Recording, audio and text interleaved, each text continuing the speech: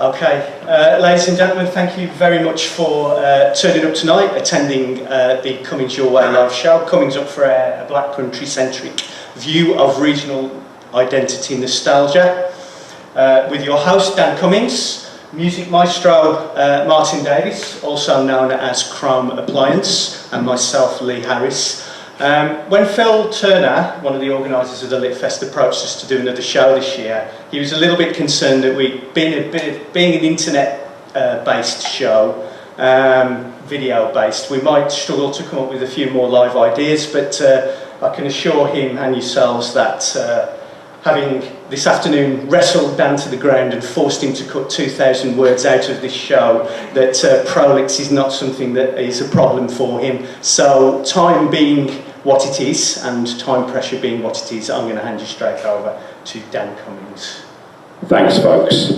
Yeah, I was at first reluctant to let Lee introduce the proceedings at all. This time last year, he was on stage for no more than 2 minutes, and he didn't mention Ian Nairn, John Betjeman, any of the luminaries that he could have referenced. He seemed to focus the entire thing on Nigel Farage and Paul Nuttall. And a year is a long time in politics, though, and in the mind of Lee Harris. And I did mention John Challis as well. Oh, I take it back then. It's fair enough.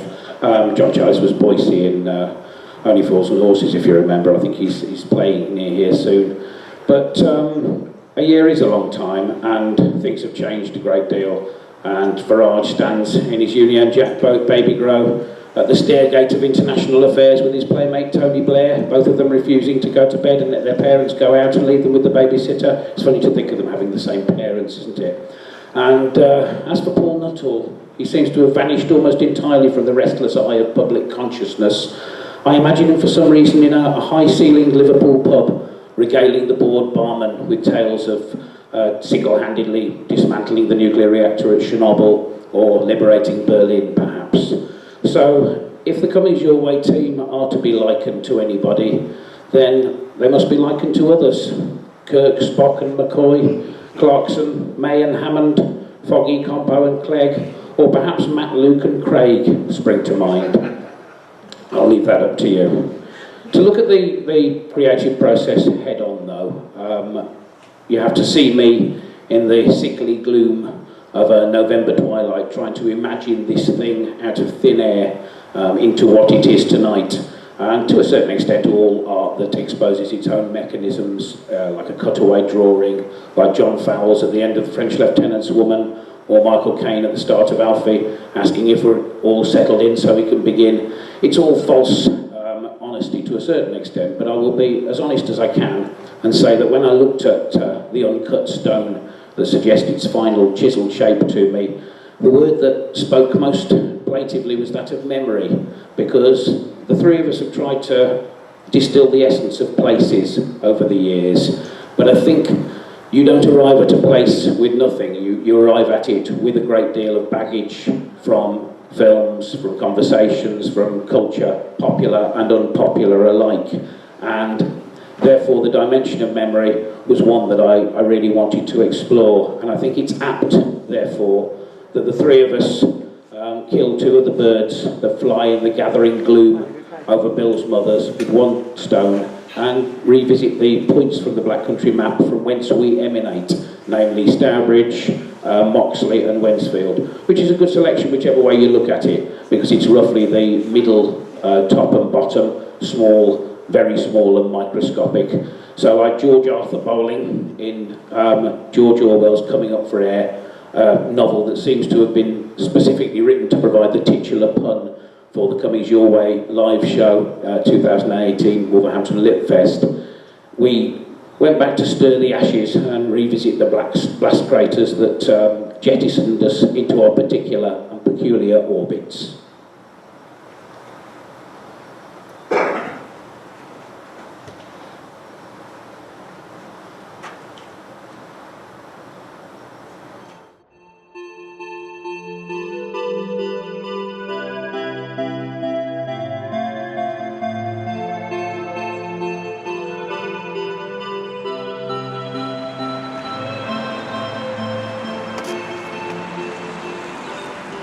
And there they are, the inexplicably grandiloquent gates that form the entrance to Mary Stevens Park, Old Swinford, Stourbridge.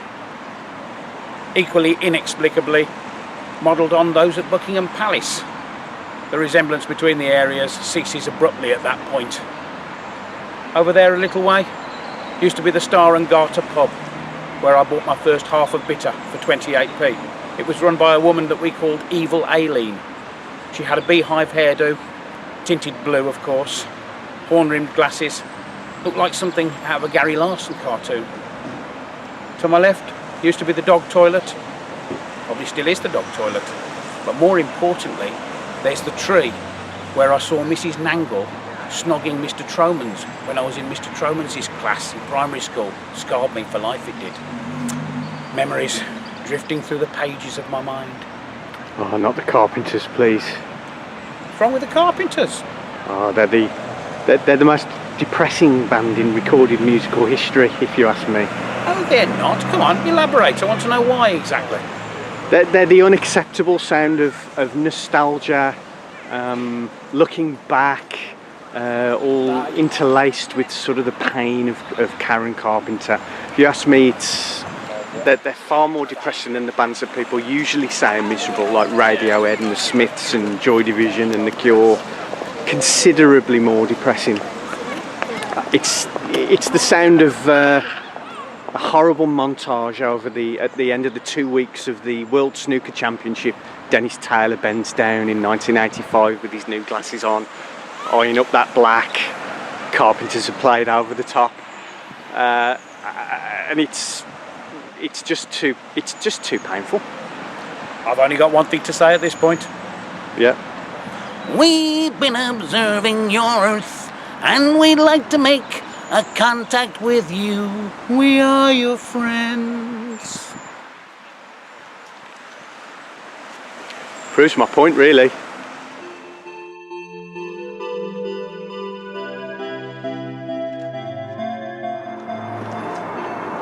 I once had a massive argument with my dad about exactly how long this passage was. We did argue about some funny things when you come to think of it. We argued about what colour Jim Rockford's car was in the Rockford Files. We didn't have a colour TV back then, so we had to take bets on that sort of thing. I've also got a vivid memory of walking down this passage with a childhood friend, and a nice smiling old lady asked us what we wanted to do when we grew up. And my friend said he wanted to be a professional killer, and she stopped smiling and walked off. Do you know what, Harris? I'm not sure if I'm going to do it after all. I'm not sure if I am going to cross over the ring road into that maze of streets, that myriad maze of memories. I think I might just walk off up the hill and back to the car, because once I cross, I can never go home anymore. But you can never go home anymore.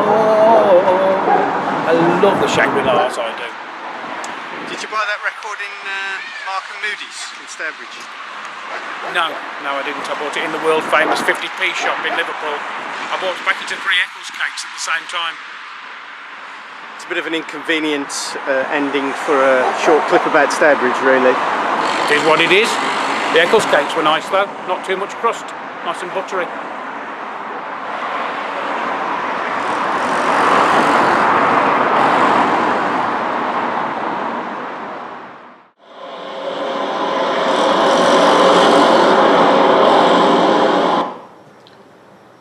The first thing that strikes me looking at those two clips is it's not even the Carpenters, Harris.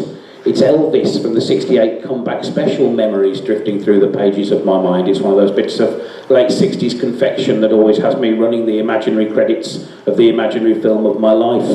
And it's fine by me though. Anything that promotes a mournful monologue about Dennis Taylor's new glasses has my approval. Actually, speaking of which, we always shoot more than we show, and the bit after that, I seem to remember that they didn't make it to the final cut, had me positing the idea of Wittgenstein's new YouTube presenter, which was based on the idea of Wittgenstein's new knife, which is a philosophical tenet you may know, which asks the question, if you have a knife and sometime later you replace the blade, and then sometime further you replace the handle, at what point exactly does it become a new knife?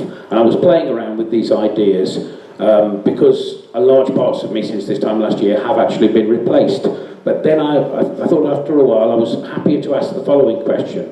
If Dennis Taylor has a new pair of glasses and sometime later he replaces the frame and then sometime further on he replaces the lens, at what point do they become the iconic snooker specs with a deep ladies frame and glazed rims so that they can be worn upside down?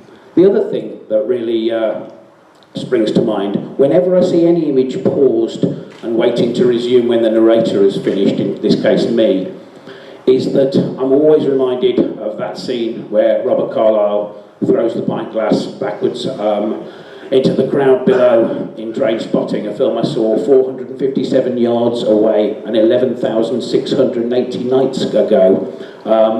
And you know the bit, you can hear Ewan McGregor's voice, can't you, when the frame freezes. And that was it. That was Begbie's story. Or at least, that was Begbie's version of his story. I found out the real story 2 weeks later. I love Ewan McGregor's voice, don't you? It's that petulant cadence, always exactly the same, even if he's playing someone from pre-revolutionary France.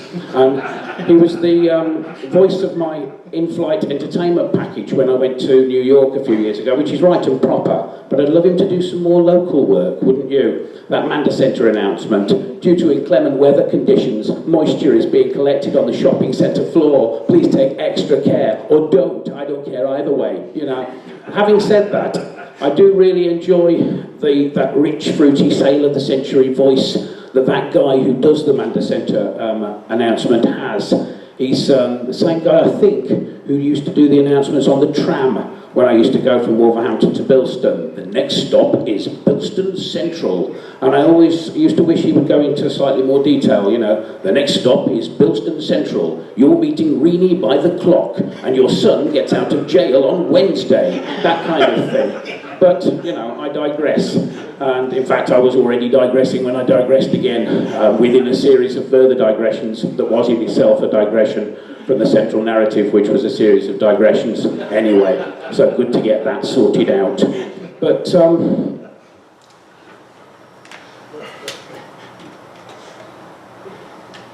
just while you've paused there, Dan, I think people might be wondering what had happened to your hair that day we went to Stourbridge. Wasn't that the time when me and you were auditioning for the local production of Brideshead Revisited, and I was going to play Charles Ryder and you were Sebastian Flight? I seem to think your hair was more of a problem. I have no recollection of that. Honestly.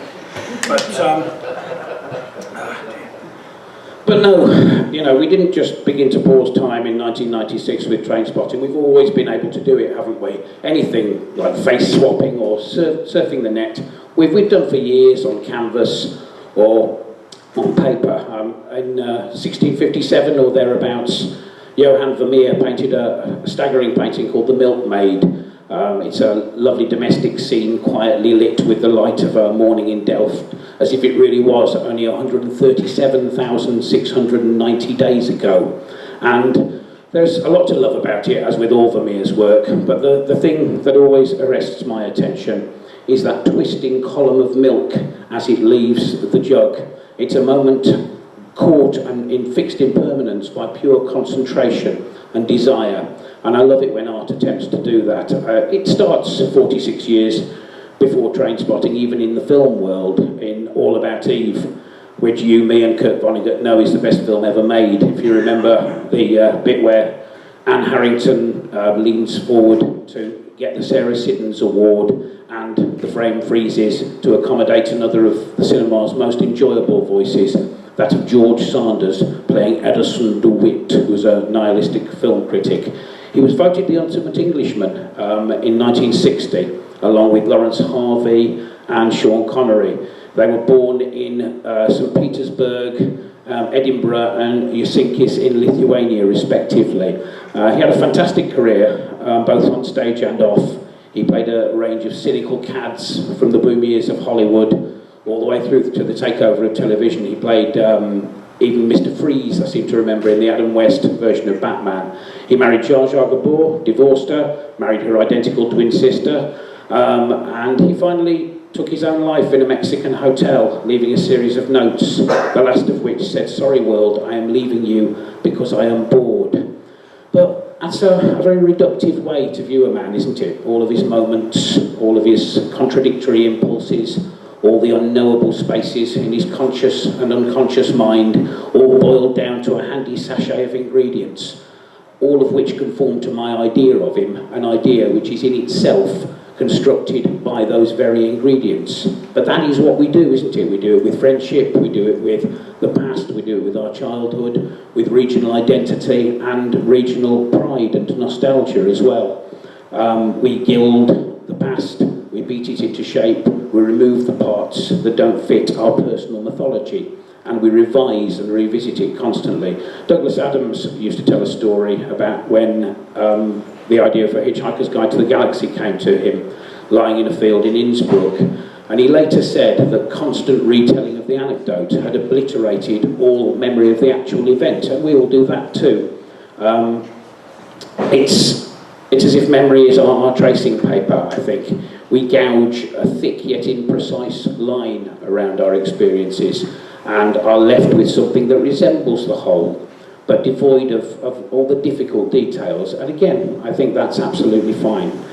The other thing that strikes me in the first part of that clip is the fact that the places themselves, as is so often with our work, have dictated the content.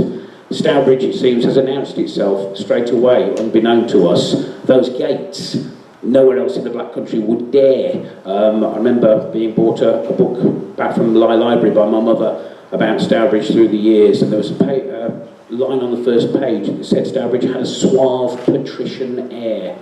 I remember having to look up the word patrician, but what a lovely evocative lexical coupling, suave and patrician.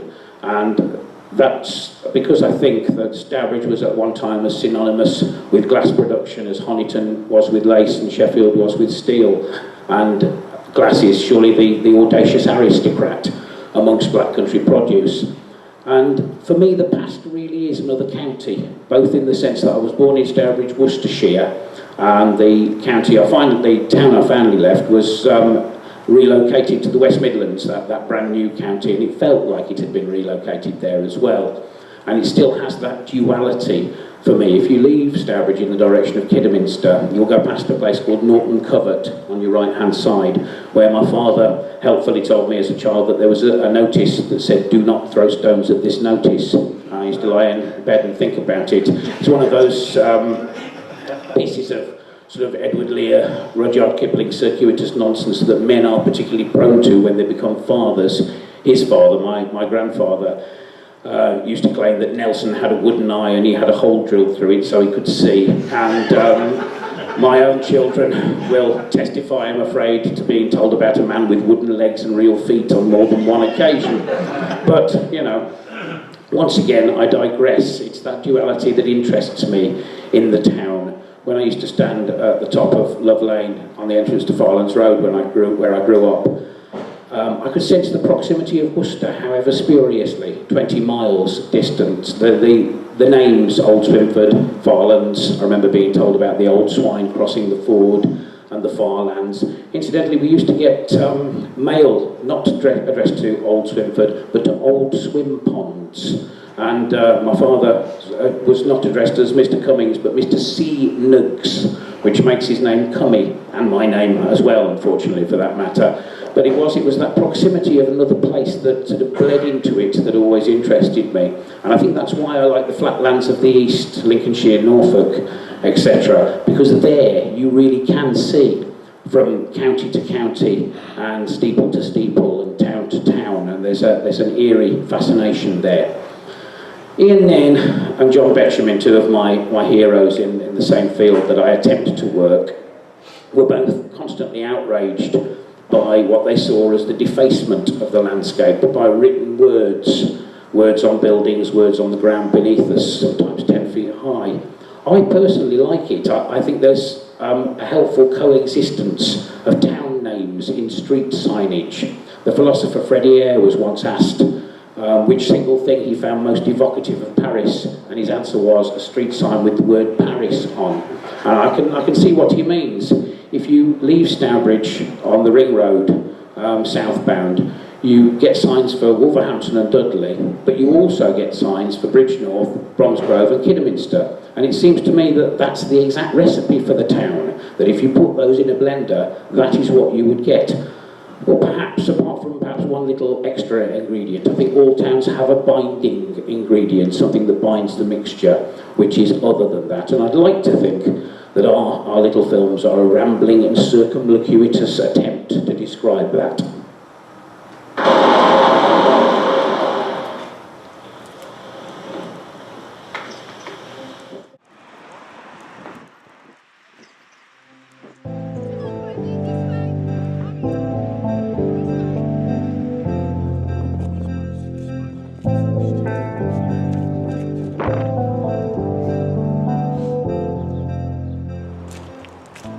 Right, so what point on your personal timeline are we here then? Any age between about 8, 9, 10, all the way up to late teens, early 20s. Yeah. This is the Devil's Elbow Bridge, very enigmatically named. So I was a mid to late teenager. Come over here with a friend of mine and stand on the top pretending to be deep and meaningful, you know. Yeah, I remember it well, the wilderness years. Indeed, indeed. Youth and age. But as a younger man, lived on the Lindhouse estate on that side of the bridge. Yeah. Whereas on the other side of the bridge is the Moathouse estate. Okay. And on that railing just above the bridge there were several pairs of burnt underpants tied to each of the top of the railings. And the urban legend was that if the rougher, tougher Moathouse boys caught you here, that they took your underpants and burnt them, and you had to go home without them as a warning to stay off their territory. Absolutely terrifying. So you were quite brave to come on here, you know, as an 8, 9, 10-year-old. Would have done it for me. Beats a public health and safety information advert any day, doesn't it, really? Indeed, indeed. Yeah. What Jimmy didn't know was that he wouldn't be going home with his pants that afternoon, or what Lee didn't know in actual fact. But yeah. Sorry, do carry on. Indeed. No, but yeah, pretending to be a poet, you know, in my late teens. Yeah, I remember that. And Haven't failing stopped. miserably, but there you are. Yeah. Yep.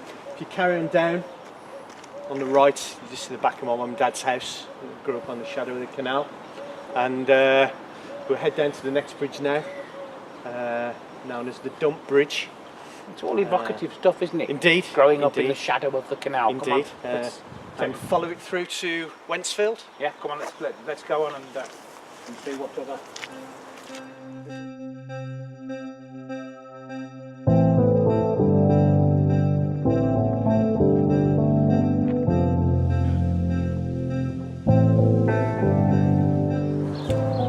So over here to my right is our old scout hut. Scouting by the cut, Wednesfield style. Yeah. Fourth Wednesfield? Yeah, fourth Wednesfield. You were Villiers, weren't you? First Bilston. Bilston, yeah. Yeah, a bit of kayaking in the cut. Behind us is the Dump Bridge. Used to walk over it on the way to school, but in bad weather there'd be people standing on the top ensuring you didn't get to the top by pelting you with icy snowballs, etc. Should you make your way over, there'd be a game of football going on down here by the ice. Ah, like a Dutch master. Like a Dutch master. Yeah, you know, like Johannes Vermeer or Peter Bruegel the Elder, sort of hunters in the snow, that sort of feel. Ah, yeah.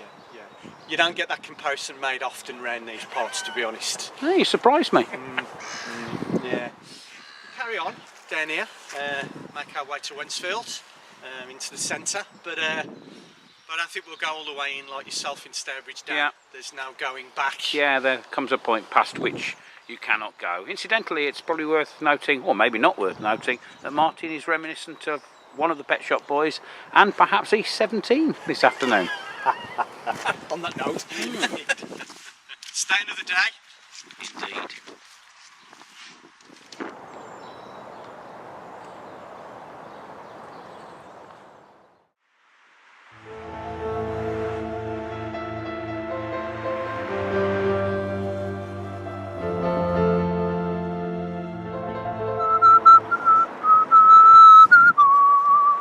Baby, if you've got to go away, don't think I can take the pain. Won't you stay another Stay now, stay now. Yeah, you look like the one with the sort of stripe on his head, that rubbish. Actually, they were all rubbish, weren't you? Is that the one that run himself over? No, that was the one with the face like a sexy dog, that kind of face that girls like, you know what I mean? But they were all three quite funny looking, weren't they? All three of them were indeed, and the fourth one as well. Oh yeah, there was a fourth. Was there? There was a fourth. Really? I think the fourth was the guy that wrote the song, actually. Wow. Mortimer? Bob Mortimer? No. No, he can't be.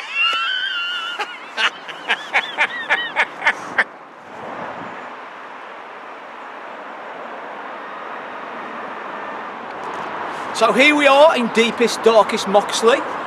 In the foreground you can just see All Saints Church, and just behind me the church hall, where I often used to attend the evening discos, the 80s discos, where I'd be dancing to Quiet Life by Japan. Quiet Life. That's the one on Welcome to the Monkey House. Well, Animal Magnet. Yeah. All the classics.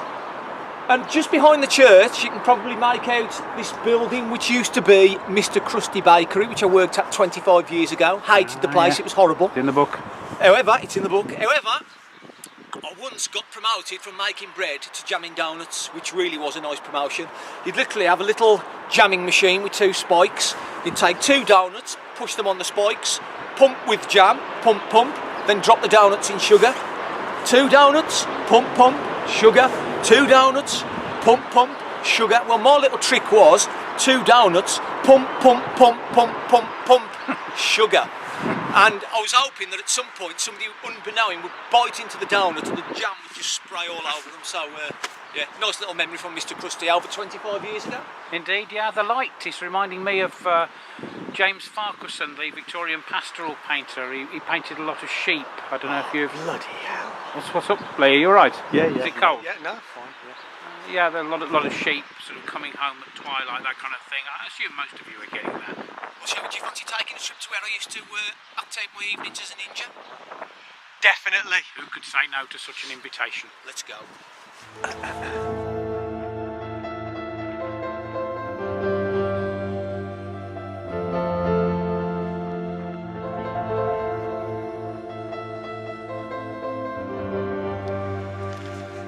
So here we are, High Street Moxley.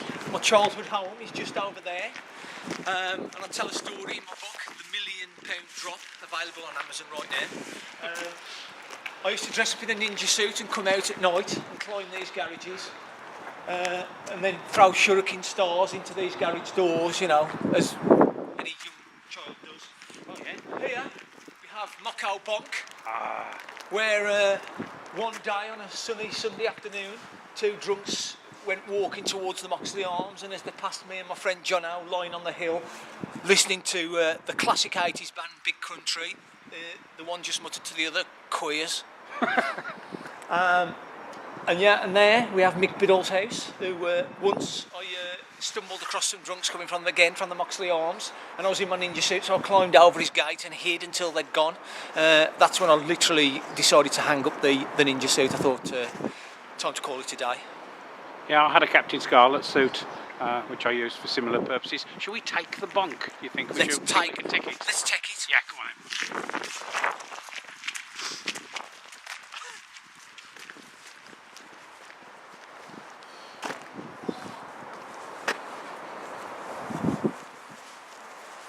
Took it, didn't I? Took it. Big time. Took it, didn't I? Took it. Big time.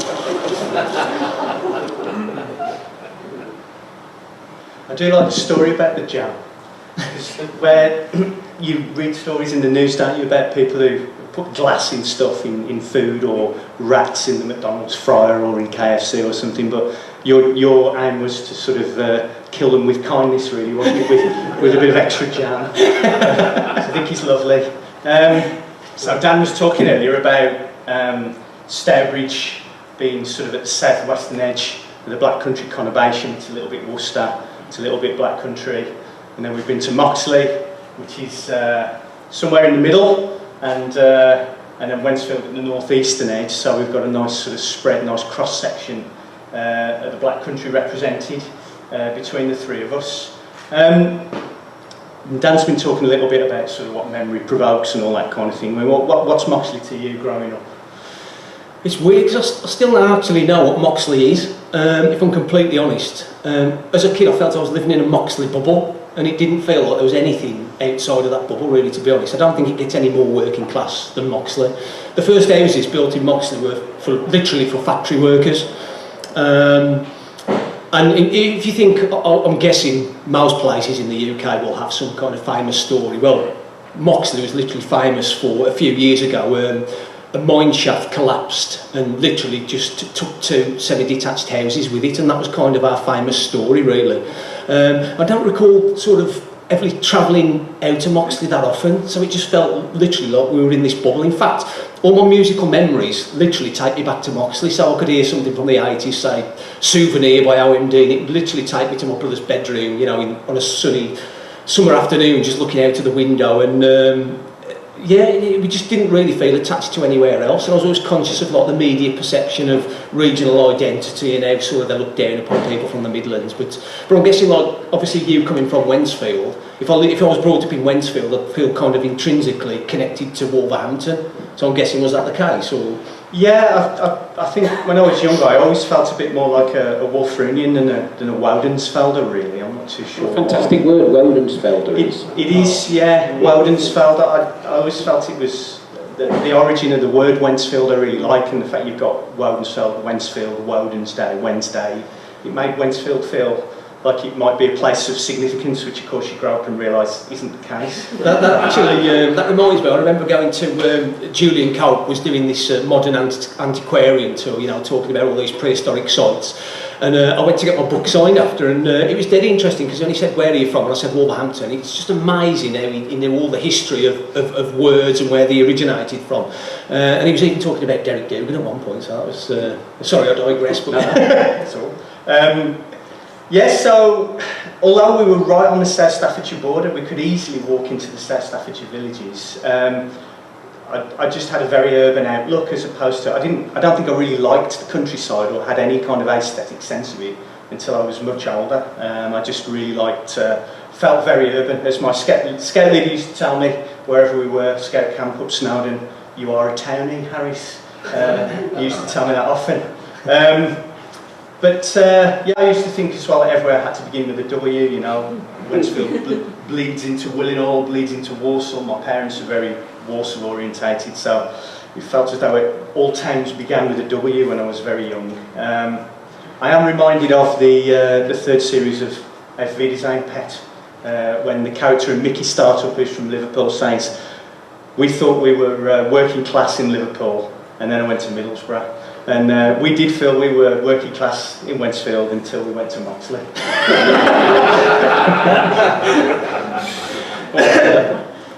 Yeah, every day I change my mind about what the title of my autobiography will eventually be, and I've just changed it a few seconds ago. It's going to be called The Omnipresence of Derek Dougan, because he does seem to turn up at random intervals in my life, like just then.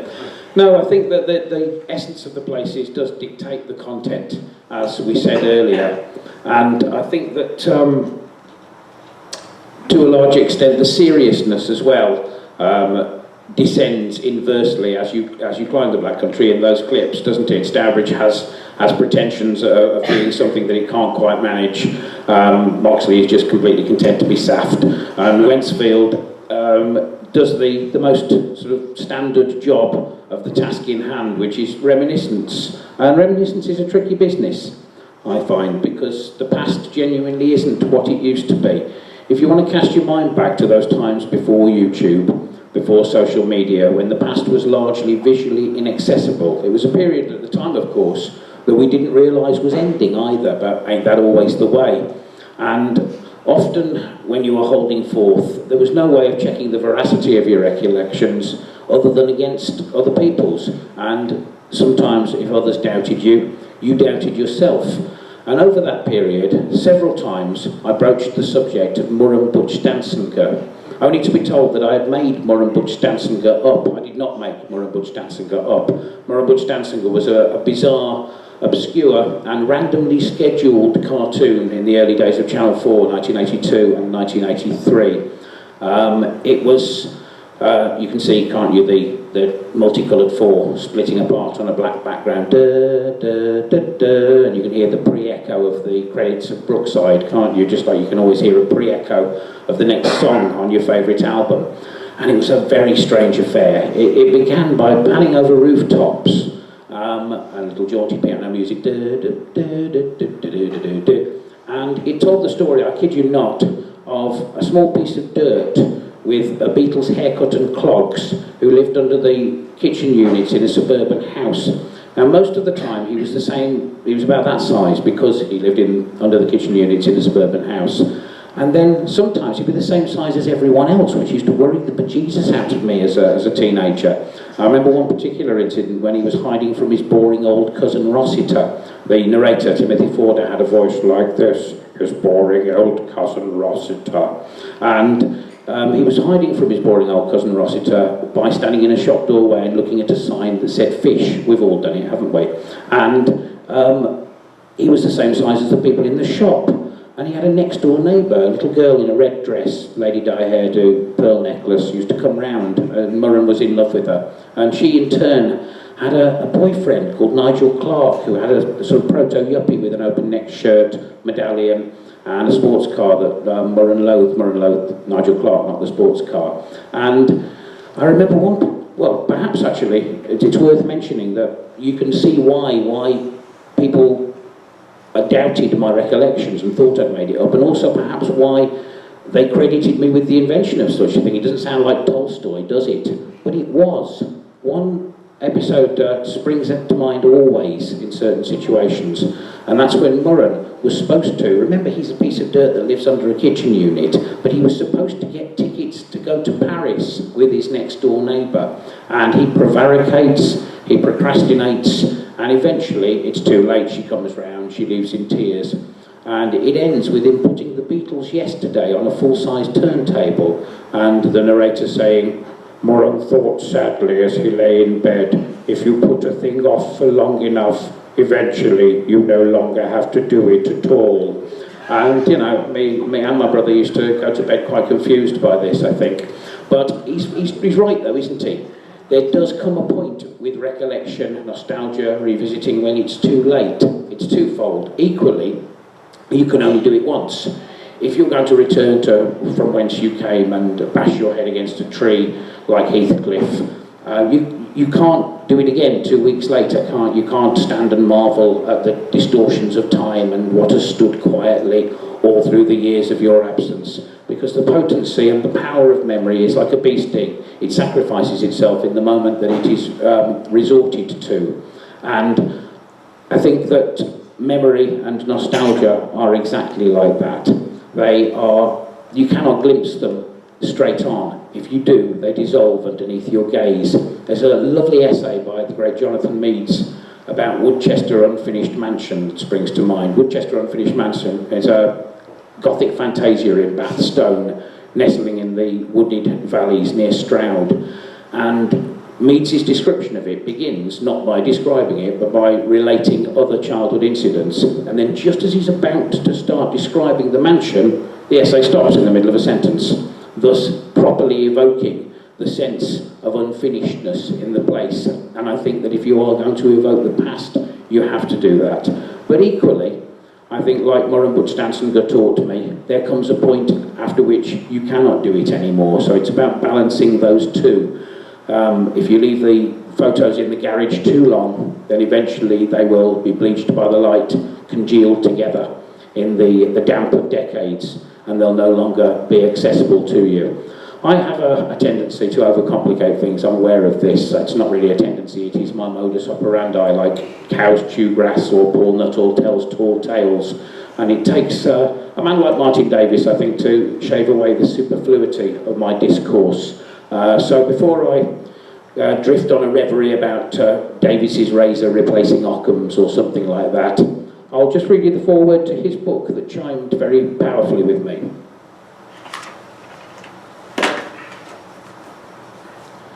I was also conscious of the fact that there would come a point in the future where it would feel like the experience I had never happened, lost forever in the dark recesses of my mind, put far more simply than I could manage it.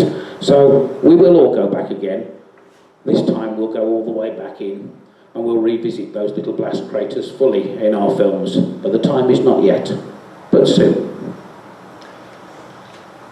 Okay, the general thrust of the show has sort of been nostalgia and looking back, but we didn't want the whole show to be like that. And we're also quite excited about some of the films we've got coming out pretty soon. And we thought we'd just play you a few trailers about that. Usually, if you're not aware of what we do, we tend to make films about places, actually. But a few different things here. As I say, some forthcoming attractions.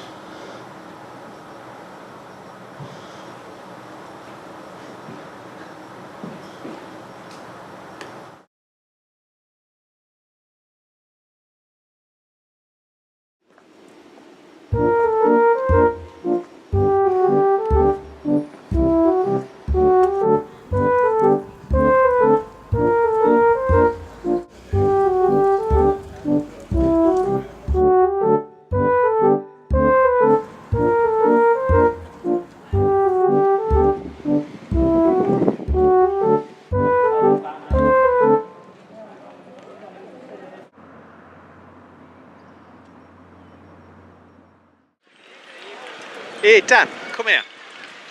Yeah, what is it? That city tour van. Oh yeah. That's been nearly everywhere we've been. Yeah, There's been one of them. Yeah, you're right. That's... Could have just sat you in that, pointed the camera at you, listened to the audio and had you pointed to a few things, and we'd have been done in about an hour. Yeah, I suppose we've been making this whole thing unnecessarily difficult for ourselves, haven't we? We have really. We'd have got more hits as well, to be honest. Yeah, we would. You're right.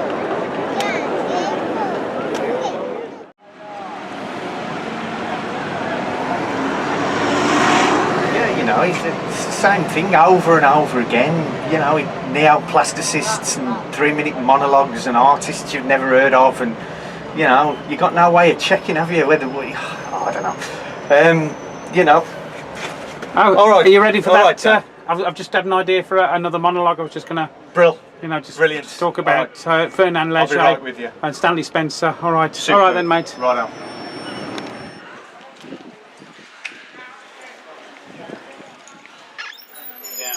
Yeah, I have. I've tried to push him in a certain direction, but it's just the same thing. It's just, you know, he's got very, very fixed ideas about what make a film. It's, you know, series of signs and sort of fragments of buildings, tops of buildings that he's going to obviously put in some kind of montage with that piece of music going over the top. And there's been all, there's been duck shots. There was even a fish eating bread this morning. I don't know if that's going to make it into the final cut, but there's nothing. Oh, hello, you're right, Lee. I just wondered if you wanted to come and shoot a few things down here. There's nice building tops and. Oh right, oh yeah. Back down the river. Okay, yeah. A few seagulls and things maybe. Yeah, that sounds good. Yeah, that sounds good. All right, mate. Okay. Sound right. See you in a minute. See you later. Propriety, of course, forbids me filming inside for public convenience, but if you're ever around these parts, those are the most beautifully moulded Edwardian urinals that I've seen since the Philharmonic in Liverpool. Where's Martin gone? I think he's still in there. He's admiring the urinals. Fair play to him. You see the urinals in there? Yeah, amazing. I was just saying to Harris that they were the best ones I've seen since the ones in the Philharmonic in Liverpool, but I'm wrong actually. They're the best ones I've seen since the ones in the video for Outside by George Michael. There he is again, Mr. Michael, drifting through the pages of my mind. Guilty feet, I've got no rhythm. Though it's easy to pretend, I know you're not a fool. Should've known better than to cheat a friend, waste a chance that I've been given. So I'm never gonna dance again the way I dance with you. Classic, absolutely classic. You're not wrong.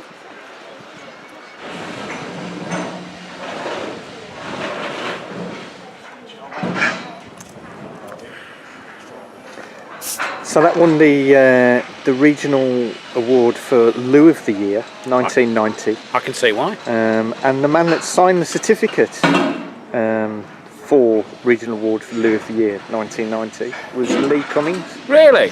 Yeah. Do you think he's that Dan Cummings, Lee Harris man that we saw in Wellington? The strange visual conglomerate of the two of us. Yeah. It probably is, isn't it? Scarily. He was kind of, if you remember, he was bald and had an ill-fitting suit and didn't look as good as he thought he did. Yeah, that's the man. Out of place, yes. I think it must be him, actually. But yeah, it's right and proper, I think, that you can't film inside toilets. But for the second time this year, it's a shame because, as you've seen, inside there it's all Edwardian opulence, green and cream tiling, copper piping, original cisterns, spectacular sink detail. And I think the last time we saw a toilet that was that opulent was in Chester, wasn't it, where it prompted me and Martin to sing a beautiful version of Careless Whisper by George Michael. And yes. Perhaps we ought to start some kind of little mini tradition whereby we come across a particularly spectacular toilet, we sing a Wham song. I don't know. What do you reckon? I think you've already sung once today. Yeah, fair point. It's a shame I was going to do that whole rap bit, the sort of drop down rap bit from Wham Rap, but another time. Okay.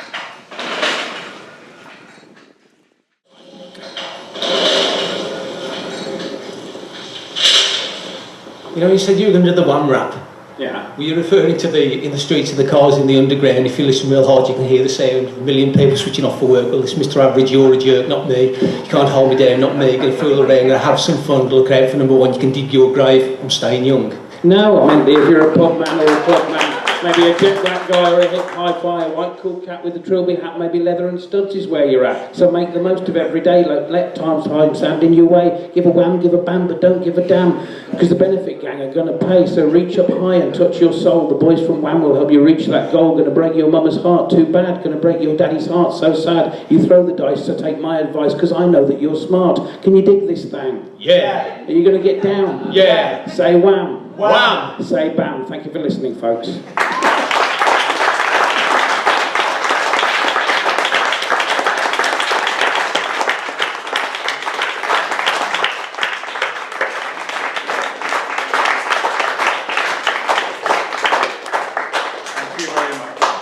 Thanks very much, folks.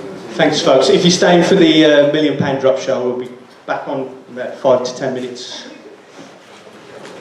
Short intermission will follow.